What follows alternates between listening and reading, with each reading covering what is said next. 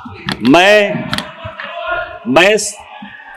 Rule 352(5) माननीय और 353 में माननीय निशिकांत एक दुबे जी, मोशन के लिए खड़ा हुआ।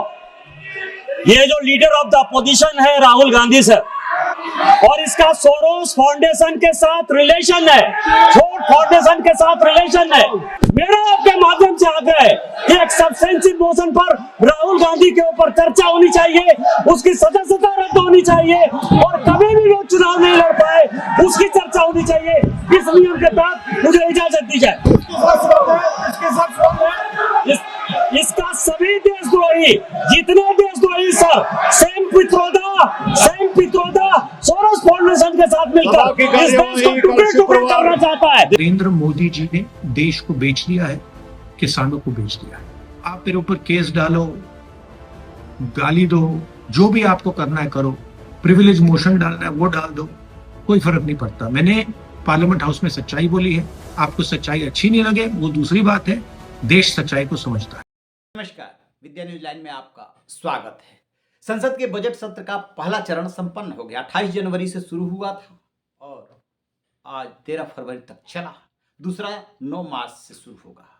इसमें राष्ट्रपति का अभिभाषण हुआ, बजट पेश हुआ, लेकिन यदि चर्चा रही तो वो 3 मुद्दों की जो विपक्ष के नेता राहुल गांधी ने उठाए। एप्स्टीन फाइल, अमेरिका के साथ ट्रेड डील और पूर्व सेनाध्यक्ष एमएम नरवणे की बुक 4 स्टार्स ऑफ डेस्टिनी, जिसमें चाइना से तनाव के दौरान सरकार किस तरीके से काम कर रही थी उसको लेकर के सवाल खड़ा कर रहे थे राहुल गांधी।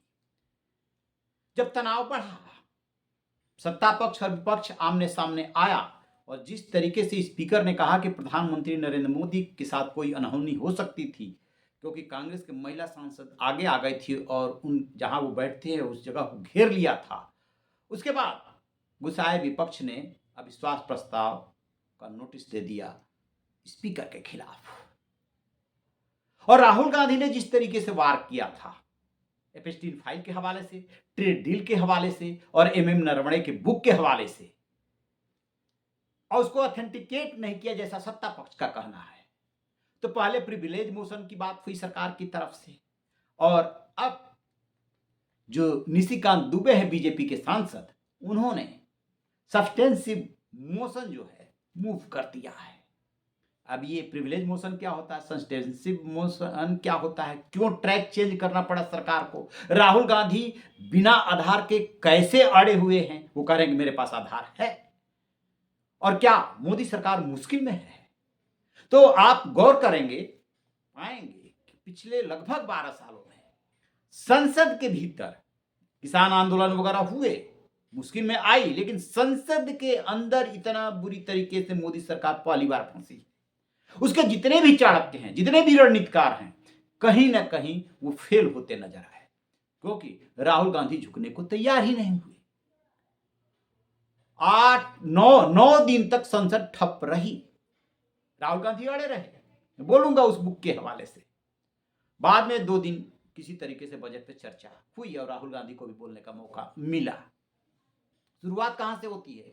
शुरुआत यहां से होती है कि जो पूर्व सेनाध्यक्ष हैं एमएम नरवणे, उनकी एक अप्रकाशित बुक है 4 स्टार्स ऑफ डेस्टिनी। ये भारत और चीन में 2020 में कोरोना काल के दौरान हुए संघर्ष को लेकर के पूरी बात है उसमें, और किस तरीके से फैसले हो रहे थे, कैसे वो अकेले पड़े थे, ये सारा उन्होंने जिक्र किया है। और बकौल राहुल गांधी चीन भारत में घुस आया था, भारत को फायर करना था, लेकिन राजनीतिक नेतृत्व यानी कि पीएम मोदी ने इसकी इजाजत नहीं दी और कहा गया उनसे कि जो उचित समझो वो करो।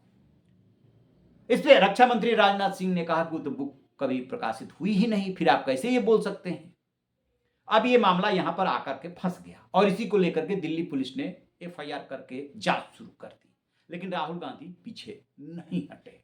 इसमें बहुत सारे सवाल है कि राहुल गांधी के पास वो बुक कहां से आई। जो प्रकाशक है पेंगुइन, वो कह रहा है कि से जो क्या नाम है, बुक प्रकाशित नहीं हुई है, फिर ऑनलाइन कैसे उपलब्ध है, राहुल गांधी के पास कहां से पहुंची, कहीं ऐसा तो नहीं है कि इसमें कोई झूठ बोल रहा हो, वो उस जांच में निकल करके आ जाएगी। लेकिन जो सरकार आधार ले रही है वो कानूनी आधार है, तो यहां पे राहुल गांधी का कानूनी आधार पर थोड़ा सा पक्ष कमजोर हो रहा है। एप्स्टीन फाइल, अब क्या है कि वो मिलियंस में फाइल है अमेरिका के पास, उसको किस्तों में जारी किया जा रहा है। तो अभी तक जो जारी हुई है उसमें केंद्रीय मंत्री हरदीप पुरी और अनिल अंबानी का नाम आया है। राहुल गांधी ने इस मुद्दे को जोर शोर से उठाया और उठाने के बाद जवाब मांगा।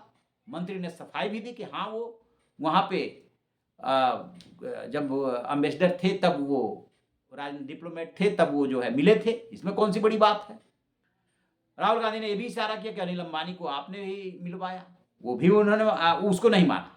खैर सफाई आ गई, लेकिन उसमें कोई अभी बहुत बड़ी बात नहीं आई। ट्रेड डील को लेकर के मार्च में भी डील फाइनल आएगी कि क्या क्या शर्तें हैं, क्या क्या चीजें, प्रारंभिक जानकारी आई है। उसके आधार पे राहुल गांधी ने खुल्लम खुल्ला आरोप लगाया कि प्रधानमंत्री नरेंद्र मोदी ने देश को बेच दिया। उनके लिए वर्ड इस्तेमाल किया कंप्रोमाइज्ड, और दूसरा नरेंद्र सरेंडर पोस्टर संसद परिसर में खूब लहराए, और जो 8 सांसद निलंबित हुए वो धरना देकर के बैठे थे, इन पोस्टरों को सजा करके भी बैठे।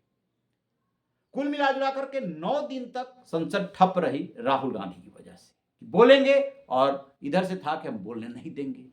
जब आप विपक्ष के नेता को नहीं बोलने देंगे, फिर कांग्रेस की महिला सांसदों को आगे किया गया कि प्रधानमंत्री को भी राष्ट्रपति के भाषण पर नहीं बोलने देंगे। टकराव बढ़ गया। इसी टकराव में जब स्पीकर ने यह कहा कि प्रधानमंत्री नरेंद्र मोदी के साथ 4 फरवरी को जब वो अभिभाषण पर जवाब देने के लिए आने वाले थे, उस दौरान कोई भी घटना घटित हो सकती थी। बाद में वीडियो भी जारी किया संसदीय कार्य मंत्री किरेन रिजिजू ने कि कैसे महिला सांसद घेरे हुए हैं जहां वो पीएम बैठते हैं उस जगह को। तो उसमें स्पीकर ने यह कहा कि उनके पास ऐसी पुख्ता जानकारी मिली थी कि पीएम के साथ कुछ भी हो सकता था। अब यहीं से बवाल बढ़ गया और आरोप स्पीकर पे विपक्ष ने यह लगा दिया कि आप निष्पक्ष नहीं है। जिस किताब के हवाले से वो बोलना चाहते थे राहुल गांधी, उनको नहीं बोलने दिया, लेकिन निशिकांत दुबे को अन्य किताबों के हवाले से पंडित नेहरू से लेकर के इंदिरा गांधी तक आपने वार करने का मौका दिया। यानी कि आपका व्यवहार भेदभावपूर्ण है। लिहाजा उन्होंने अविश्वास प्रस्ताव का नोटिस दे दिया विपक्ष ने। यहां से और टकराव बढ़ा। अब सत्ता पक्ष यानी सरकार को था कि राहुल गांधी को जवाब देना है, तो पहले बात आई कि प्रिविलेज मोशन लाया जाएगा, क्योंकि उन्होंने जो बातें बोली है 3 मुद्दों पे जो अभी मैं बताया, उसको ऑथेंटिकेट करना उनके लिए बहुत मुश्किल है, नहीं कर पाएंगे क्योंकि उसका अभी कोई कानूनी आधार नहीं है। लेकिन दूसरे ही दिन अब बैक ट्रैक हो गई सरकार कि नहीं, प्रिविलेज मोशन नहीं लाएंगे। इसी दौरान क्या करते हैं, 12 फरवरी को निशिकांत दुबे वो ले आते हैं वो सब्सटेंसिव मोशन। क्या कहते हैं, अब ये क्यों लाया गया, इसमें क्या प्रोविजन है और प्रिविलेज मोशन में क्या था। तो प्रिविलेज मोशन में क्या होता है कि आप जैसे ही ले आते इशू को कि राहुल गांधी ने विशेषाधिकार का हनन किया है, तो उसमें फिर राहुल गांधी और विपक्ष को पूरी बात कहने का मौका मिलता है। यानी कि जो अभी तक नहीं कह पाए हैं वो सारी की सारी बातें कहते हैं, चाहे पेस्टिन फाइल के हवाले से कहें, चाहे ट्रेड डील के हवाले से कहें, चाहे एमएम नरवणे की बुक के हवाले से करें। और संसद में बोली हुई किसी भी बात के लिए आपके ऊपर कोई मुकदमा नहीं चल सकता। जो एफआईआर हुई है वो इसलिए नहीं हुई है कि आप बोले हैं, वो इसलिए हुई है कि प्रकाशक ने कैसे मार्केट में वो कैसे बुक आई इसके लिए है। उसमें ऑफिशियल सीक्रेट एक्ट लग सकता है जिसमें कि सजा का प्रावधान है, उसमें भी राहुल गांधी से पूछताछ होनी है। तो अच्छा, अब जो सब्सटेंसिव मोशन है उसमें क्या है, उसमें सीधे सदन को अधिकार है, चाहे तो कमेटी को भेजे और चाहे तो सदन ये डिसाइड कर सकता है कि राहुल गांधी के खिलाफ क्या एक्शन लिया जाए, क्या उनकी संसद सदस्यता खत्म कर दी जाए, इस तरह का उसमें प्रोविजन है। और जो निशिकांत दुबे ने उस मोशन को रखते हुए बातें कही, क्या कही कि राहुल गांधी के देश विरोधियों से, भारत विरोधियों से 60 गांठ है, चाहे वो सोरोस हो या फिर फोर्ड फाउंडेशन हो या इनकी जितनी यात्रा है, वियतनाम, अमेरिका, जर्मनी, थाईलैंड, जो भी यात्राएं हैं, ये कहां कहां जाकर के किन किन लोगों से मिलते हैं, उसको कनेक्ट करने के वर्ग में है जो सत्ता पक्ष है, उसके सांसद है कि इनको नंगा करना है, बताना है, पूरे देश और दुनिया को बताना है कि राहुल गांधी क्या है, कहां जाते हैं, किससे मिलते हैं और किस तरह से देश विरोधियों से इनकी साठगांठ है। उधर से राहुल गांधी की क्या कोशिश है, किसान विरोधी साबित कर दिया जाए। जिन किसानों को की और जिन मछुआरों की, जिन डेयरी संचालकों की आप दुहाई दे रहे थे, उसमें प्रवेश करा दिया, ऐसा राहुल गांधी का आरोप है। तो कहीं ना कहीं वो किसानों की लामबंदी चाहते हैं। फिर एपेस्टिन फाइल, उनका कहना है कि नाम तो कई के आए हैं, अभी इंतजार कीजिए, बहुत उसमें माल है, वो इंतजार करने को कह रहे हैं। तो दोनों खिलाड़ी जो है अपने अपने दांव पेच लगा रहे हैं। इधर से ये मोशन आया, इधर से ये कह रहे हैं कि मैं झुकूंगा नहीं चाहे जो अंजाम हो। और एक बार राहुल गांधी की सदस्यता जा चुकी है कि सारे चोरों के टाइटल में मोदी क्यों होता है। वो लोअर कोर्ट के फैसले पे गया था, सुप्रीम कोर्ट ने रोक दिया था, लेकिन बाद में वो बहुत भारी मतों से रायबरेली से जीते। तो बीजेपी का जो सबसे बड़ा संकट है, सरकार का जो सबसे बड़ा संकट है कि ये इस बात से नहीं डर रहे हैं कि सरकार को कोई खतरा है, सरकार को कोई खतरा तो है नहीं अभी। ये इस बात से डर रहे हैं कि राहुल गांधी पे कैसे अंकुश लगाया जाए। ये जो मर्जी आए सो बोलते हैं, बिना आधार के बोलते हैं, इनका मानना है। तो अंकुश कैसे लगाया जाए। मान लीजिए कि आपने निलंबित कर दिया, 8 सांसद निलंबित कर दिए, तो उससे क्या हो गया। राहुल गांधी को निलंबित कर देंगे तो उससे क्या होगा। सदस्यता ले लेते हैं तो फिर 2 रास्ते खुलेंगे, एक तो कोर्ट के रास्ता जाने का और एक जनता की अदालत में जाने का। और वहां पे यदि फिर बम्पर वोटों से जीतते हैं तो आप एक तरह से ठुकराए जाते हैं, आपकी हार होती है। तो कुल मिला जुला करके बात रणनीति की है और सरकार के जितने रणनीतिकार और चाणक्य है कहीं ना कहीं इस बार जो है फेल होते हुए नजर आए हैं। सरकार की दुविधा साफ साफ दिखी है और 12 साल में पहली बार संसद के अंदर, संसद के बाहर तो रहा है, अंदर विपक्ष भारी पड़ता दिखा है। और ये सरकार में जो लोग शामिल हैं वो भी मानते हैं। महिला सांसदों ने जिस तरीके से पीएम मोदी के जहां बैठते हैं उस जगह को घेर रखा था और केंद्रीय मंत्री खड़े होकर हाथ जोड़ रहे थे, वो देखने लायक से कि क्या इनकी तैयारी थी, कैसे महिलाओं को आगे किया था। चाहते तो बीजेपी के लोग भी महिला सांसदों को आगे कर सकते थे, लेकिन ये कहीं ना कहीं दिखाना चाहते थे कि धैर्य रखिए, ये इनको एक्सपोज होने दीजिए। सो तो उन्होंने एक्सपोज होने दिया। तो लोकतंत्र में ये सब धरना, प्रदर्शन, घेराव बहुत मामूली बात मानी जाती है। तब देखना ये कि दोनों खिलाड़ी अपने अपने पैंतरे पर डटे हुए हैं और इस बार राहुल गांधी लीड ले गए हैं।